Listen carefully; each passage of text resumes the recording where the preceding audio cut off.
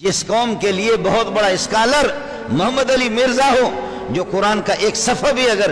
Grammar کے لحاظ سے پوچھیں گے اماں جی کا دودھ اس کو یاد آئے گا، وہ حل نہیں کر سکیں گا، انہوں نے پڑھا مڑا کچھ بھی نہیں ہے، اردو پڑھ کر کے اسکالر چونکہ یہاں جاوید احمد غامدی جیسا غبی قسم کا انسان وہ بھی اسکالر بنا ہوا ہے، جو محمد کا بھی مذاق اڑائے، قرآن کا بھی مذاق اڑائے۔ یہودی آپ کے نبی محمد کو نہیں مانتا اور عیسائی آپ کے نبی کو نہیں مانتا، پھر بھی ہمارے مولوی صاحب کہتے ہیں ہمیں اور یہودیوں میں کوئی فرق نہیں ہے، آؤ ہم آج اتفاق کر لیں۔ وہ اگر عالم ہوتا تو پھر گلا کرتا، لیکن عالم ہی نہیں ہے، پولیس میں تھے غریب، اور پولیس سے لیوی سے جا کر کے پھر یہ ہے کہ تھوڑے سے دن یہ ہے کہ مولویوں کے ساتھ لگا دیا، داڑھی بڑی ہو گئی، پگڑی لگا دیا، لوگ کہتے ہیں علامہ خدائی حافظ ہے اس قوم کا، خدائی حافظ ہے اس قوم کا کہ جس نے نہ حدیث کی کتابیں پڑھی ہے نہ قرآن پڑھا ہے، کچھ بھی نہیں پڑھا، یہ ہمارے ہاں بڑے بڑے علماء ہیں۔ خدائی حافظ ہے اس قوم کا، خدائی حافظ ہے اس قوم کا کہ جس قوم کے لیے بہت بڑا اسکالر محمد علی مرزا ہو، جو قرآن کا ایک صفحہ بھی اگر گرامر کے لحاظ سے پوچھیں گے اماں جی کا دودھ اس کو یاد آئے گا، وہ حل نہیں کر سکیں گا، انہوں نے پڑھا مڑا کچھ بھی نہیں ہے، اردو پڑھ کر کے اسکالر چونکہ ہمارے لوگ خود بے دین ہیں اور قرآن سے ان کو کچھ پتہ ہی نہیں ہے۔ خدای حافظ اس قوم کو سلام پیش کرتا ہوں، اس ملک کو سلام پیش کرتا ہوں، جہاں جاوید احمد غامدی جیسا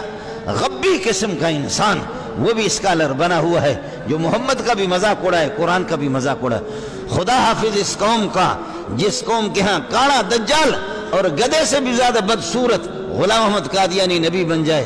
خدا حافظ اس قوم کا۔ اس قوم کو سلام پیش کرتا ہوں جن کے ہاں خامنہ جیسے مردود، خامنہ جیسے رافضی، جس کو قرآن کا ایک صفحہ بھی اس کا منہ بھی ٹھیڑا ہوتا ہے، لیکن ہمارا پاکستانی مولوی جا کر کی چمڑی اس کی سفید ہے، چونکہ ہر ملک کے کچھ علاقوں کے لوگ کالے ہوتے ہیں، کچھ چمڑی سفید، کافروں کی بھی خوب گوروں کی ان کی چمڑی سفید ہوتی ہے، تو ہمارا مولوی خامنہ ہی کو کہتے ہیں جو کہ مرتد ہے، بے ایمان ہے، خمینی بھی مرتد بے ایمان، اس کو کہتے ہیں تمہارے چہرے میں نور آتا ہے، نور تو تیرے باپ نے مولوی صاحب بھی نہیں دیکھا تو نور کو کیسے پہچانتا ہے؟ نور تو تمہارے ابا کو بھی پتہ نہیں ہے، تو نور کو کہاں سے جانتا ہے؟ مولانا رومی کہتا ہے کہ نور کے لیے نورانی ہونا ضروری ہے، نور کا ادراک وہ آدمی کرے گا جو خود نورانی ہوگا، جس کا اللہ کے ساتھ مضبوط تعلق ہوگا۔ تنزی جانو جان زی تن دور نیست، لیکن چشم و گوش را نور نیست۔ ہر آنکھوں کے اندر یہ بینائی نہیں ہوتی ہے، ہر آنکھیں دیکھ نہیں سکتی ہے، وہ عثمان کی آنکھیں ہیں کہ سامنے سے کوئی آ رہا ہے